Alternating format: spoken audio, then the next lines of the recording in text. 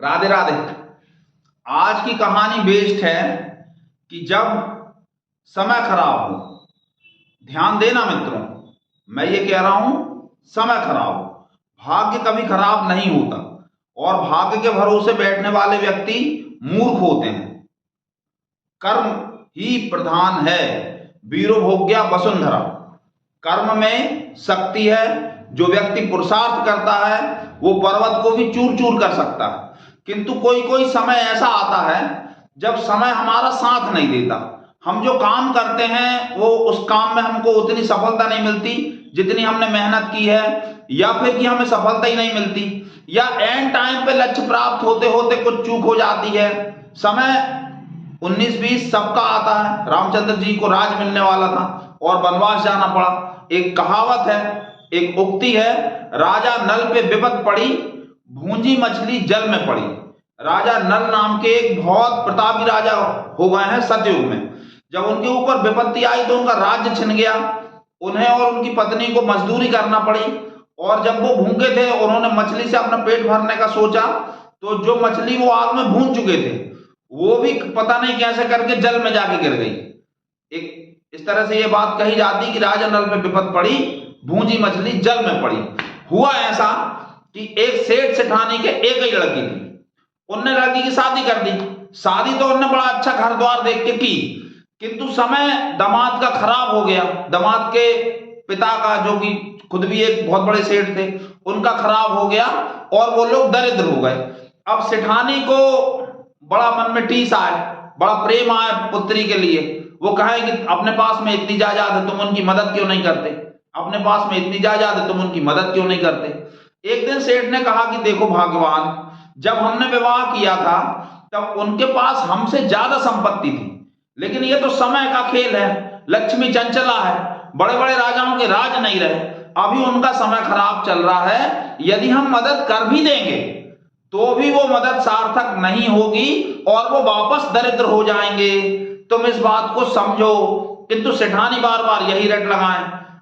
सेठ ने कहा कि नहीं, अभी इस समय इस प्रकार की कोई बात मत करो।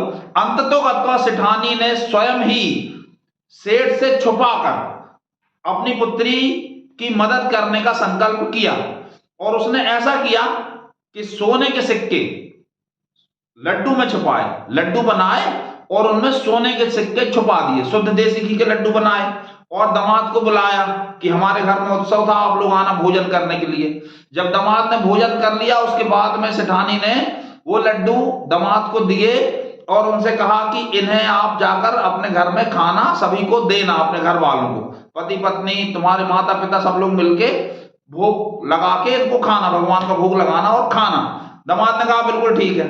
दामाद रास्ते में लेके चला।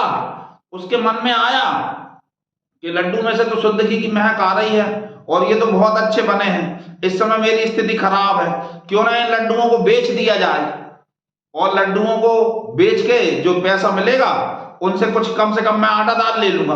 उसने वो लड्डू जितने थे 5 किलो, वो पूरे उसी गांव के एक सबसे बड़े हलवाई को जाकर के बताए और कहा कि आप इन्हें ले लो। हलवाई भी क्यों देर करता, उसने तुरंत वो लड्डू ले लिए।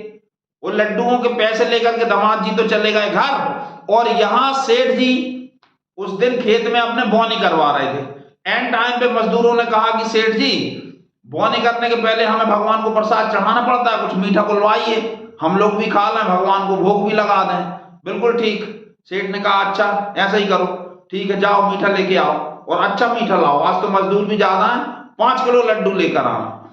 तुरंत नौकर गया और वही 5 किलो लड्डू जो थोड़ी देर पहले दामाद बेच के गया था, वही के वही लड्डू ले आया। जैसे ही सेठ जी और नौकरों ने लड्डू फोड़े, उनमें से सोने के सिक्के निकलने लगे। उन्होंने कहा ये क्या माजरा? बोले कोई माजरा नहीं है, तुम तो ये पूरे लड्डू जैसे के तैसे मुझे दे दो और दूसरी मिठाई ले आओ।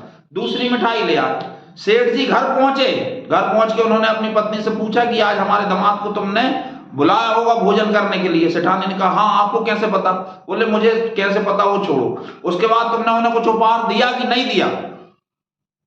सेठानी कुछ सच्चाई, और फिर उसने कहा कि अब आप तो मदद करते नहीं हो, मैंने लड्डुओं में सोने के सिक्के छुपा करके दे दिए थे। बोले बहुत अच्छा किया, देखो ये वही लड्डू हैं क्या? जैसे सेठानी ने देखा तो वो अबाक रह गई। उसने कहा हाँ ये तो वही लड्डू है। तब सेठ ने अपनी पत्नी को समझाया कि देखो मैं तुमसे कहता हूं अभी उनका समय ठीक नहीं है, समय ठीक नहीं है, इसलिए उन्होंने एक भी लड्डू को फोड़ के देखने का प्रयास नहीं किया। अभी तो उन्होंने ये सोचा कि ये शुद्ध घी के लड्डू हैं और बहुत अच्छे बने हैं और इनका मुझे बहुत अच्छा दाम मिल जाएगा जिनसे मैं आटा दाल तेल ले लूंगा, ऐसा सोच के और ये लड्डू अपने ही गांव के एक हलवाई को बेचकर वो चले गए। और मुझे खेत में नौकरों को मीठा खिलाना था, इसलिए मेरे पास में ये लड्डू फिर से आ गए क्योंकि हमारा समय अच्छा चल रहा है। तब सेठानी को बात समझ में आई और उसने भगवान से अपनी पुत्री के परिवार के लिए प्रार्थना करना शुरू किया और कुछ समय बाद दामाद की पूरी संपत्ति भगवान की कृपा से वापस आ गई। तो कैसी लगी आपको ये कहानी, कृपया कमेंट बॉक्स में अवश्य बताएं और हमारा चैनल लाइक और सब्सक्राइब करना बिल्कुल भी ना भूलें। बहुत बहुत बहुत धन्यवाद। राधे राधे।